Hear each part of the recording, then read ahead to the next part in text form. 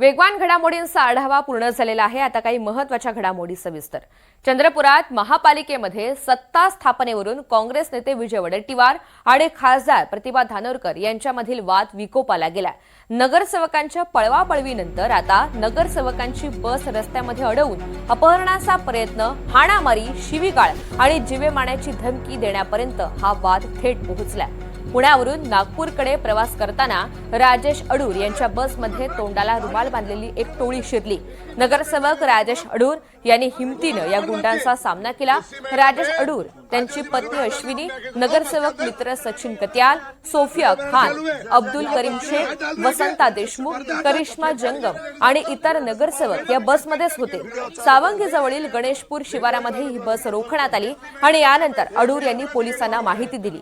लगेचच पोलिसांनी घटनास्थळी धाव घेतली।